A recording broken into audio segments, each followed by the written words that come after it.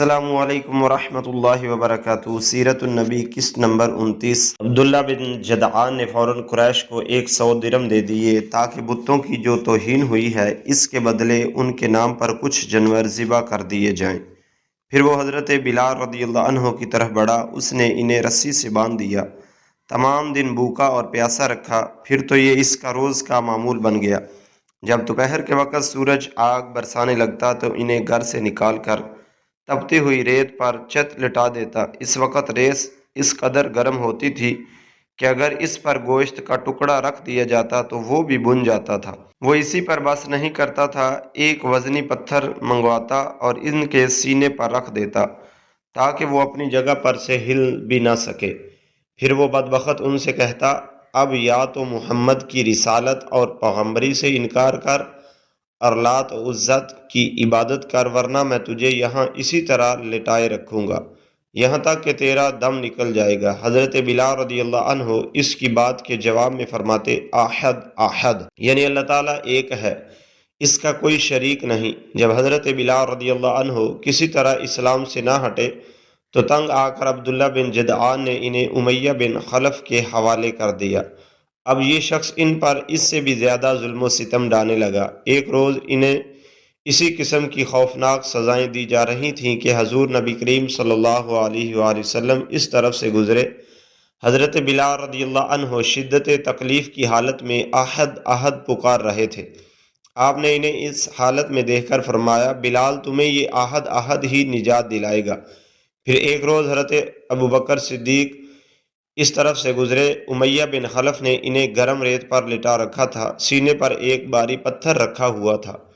انہوں نے یہ دردناک منظر دیکھ کر امیہ بن خلف سے کہا، کیا اس مسکین کے بارے میں تمہیں اللہ کا خوف نہیں آتا؟ آخر کب تک تم اسے عذاب دیے جاؤ گے؟ امیہ بن خلف نے جل کر کہا، تم نے ہی اسے خراب کیا ہے، اس لیے تم ہی اسے نجات کیوں نہیں دلا دیتے؟ اس کی بات سن کر حضرت ابوبکر صدیق بولے، میرے پاس بھی ایک حبشی غلام ہے، وہ اس سے زیادہ طاقتور ہے اور تمہارے ہی دین پر ہے، میں اس کے بدلے میں تمہیں وہ دے سکتا ہوں۔ یہ سن کر امیہ بولا، مجھے یہ سودا منظور ہے۔ یہ سنتے ہی ابوبکر صدیق نے اپنا حبشی غلام اس کے حوالے کر دیا۔ اس کے بدلے میں حضرت بلال رضی اللہ عنہ کو لے لیا اور آزاد کر لیا۔ سبحان اللہ، کیا خوب سودا ہوا۔ یہاں یہ بات جان لینی چاہیے کہ حضرت ابوبکر صدیق رضی اللہ عنہ کا حبشی غلام دنیا کے لحاظ سے بہت قیمتی تھا۔ یہ بھی کہا جاتا ہے کہ امیہ بن خلف نے غلام کے ساتھ 10 اوقیہ سونا بھی طلب کیا تھا اور حضرت ابوبکر صدیق رضی اللہ عنہ نے اس کا یہ مطالبہ بھی مان لیا تھا، چنانچہ آپ نے اسے ایک یمنی چادر اور کچھ سونا دیا تھا۔ ساتھ ہی آپ نے امیہ بن خلف سے فرمایا تھا، اگر تم مجھ سے 100 اوقیہ سونا بھی طلب کرتے تو بھی میں تمہیں دے دیتا۔ حضرت بلال کے علاوہ حضرت ابوبکر صدیق نے اور بھی بہت سے مسلمان غلام خرید کر آزاد فرمائے تھے۔ یہ وہ مسلمان غلام تھے جنہیں اللہ کا نام لینے کی وجہ سے ظلم کا نشانہ بنایا جا رہا تھا۔ ان میں ایک حضرت بلال رضی اللہ عنہ کی والدہ حمامہ رضی اللہ عنہا تھی، ایک عامر بن فہیرہ تھے۔ انہیں اللہ کا نام لینے پر بڑے بڑے سخت عذاب دیے جا رہے تھے۔ یہ قبیلہ بنی تمیم کے ایک شخص کے غلام تھے، وہ حضرت ابوبکر صدیق کا رشتہ دار تھا۔ آپ نے اپنے رشتہ دار سے خرید کر انہیں بھی آزاد فرمایا۔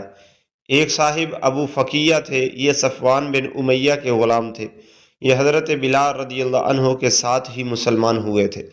صفوان بن امیہ بھی ابتدا میں مسلمانوں کے سخت مخالف تھے، وہ فتح مکہ کے بعد اسلام لائے تھے۔ ایک روز انہوں نے حضرت ابو فقیہ رضی اللہ عنہ کو گرم ریت پر لٹا رکھا تھا۔ ایسے میں حضرت ابوبکر صدیق اس طرف سے گزرے۔ اس وقت صفوان بن امیہ یہ الفاظ کہہ رہے تھے، اسے ابھی اور عذاب دو یہاں تک کہ محمد یہاں آ کر اپنے جادو سے اسے نجات دلائیں۔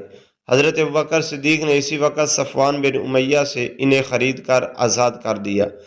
اسی طرح زنیرہ رضی اللہ عنہا نامی ایک عورت کو مسلمان ہونے کی بنیاد پر اس قدر خوفناک سزائیں دی جا رہی تھیں کہ وہ بیچاری اندھی ہو گئیں۔ ایک روز ابو جہل نے ان سے کہا، جو کچھ تم پر بیت رہی ہے یہ سب لات و عزا کر رہے ہیں۔ یہ سنتے ہی زنیرہ رضی اللہ عنہا نے کہا، ہرگز نہیں، اللہ کی قسم، لات و عزا نہ کوئی نقصان پہنچا سکتے ہیں اور نہ کوئی نفع۔ یہ جو کچھ ہو رہا ہے آسمان والے کی مرضی سے ہو رہا ہے۔ میرے پروردگار کو یہ بھی قدرت ہے کہ وہ مجھے میری آنکھوں کی روشنی لوٹا دے۔ دوسرے دن وہ صبح اٹھیں تو ان کی آنکھوں کی روشنی اللہ تعالیٰ نے لوٹا دی تھی۔ اس بات کا جب کافروں کو پتہ چلا تو وہ بول اٹھے یہ محمد کی جادوگری ہے۔ حضرت ابوبکر صدیق نے انہیں بھی خرید کر آزاد کر دیا۔ آپ نے زنیرہ رضی اللہ عنہا کی بیٹی کو بھی خرید کر آزاد کیا۔ اسی طرح نہدیہ نام کی ایک باندی تھی، ان کی ایک بیٹی بھی تھی، دونوں ولید بن مغیرہ کی باندیاں تھیں، انہیں بھی حضرت ابوبکر صدیق نے آزاد کر دیا۔ عامر بن فہیرہ کی بہن اور ان کی والدہ بھی ایمان لے آئی تھیں، یہ حضرت عمر کے مسلمان ہونے سے پہلے ان کی باندیاں تھیں۔ حضرت ابوبکر صدیق نے انہیں بھی خرید کر آزاد کر دیا۔ ایمان لانے والے جن لوگوں پر ظلم ڈھائے گئے ان میں سے ایک حضرت خباب بن ارت بھی تھے۔ کافروں نے انہیں اسلام سے پھیرنے کی کوشش کی مگر یہ ثابت قدم رہے۔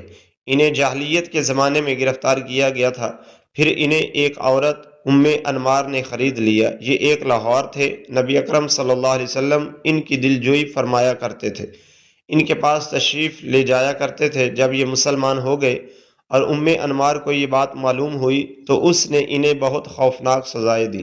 وہ لوہے کا کڑا لے کر آگ میں گرم کرتی، خوب سرخ کرتی، پھر اس کو حضرت خباب کے سر پر رکھ دیتی۔ آخر حضرت خباب نے آپ صلی اللہ علیہ وسلم سے اپنی مصیبت کا ذکر کیا تو آپ نے ان کے لیے دعا فرمائی۔ نبی اکرم صلی اللہ علیہ وسلم کی دعا کے فوراً بعد اس عورت کے سر میں شدید درد شروع ہو گیا، اس سے وہ کتوں کی طرح بھونکتی تھی۔ آخر کسی نے اسے علاج بتایا کہ وہ لوہا تپا کر سر پر رکھوائے۔ اس نے یہ کام حضرت خباب کے ذمہ لگوایا۔ اب آپ وہ حلقہ خوب گرم کر کے اس کے سر پر رکھتے تھے۔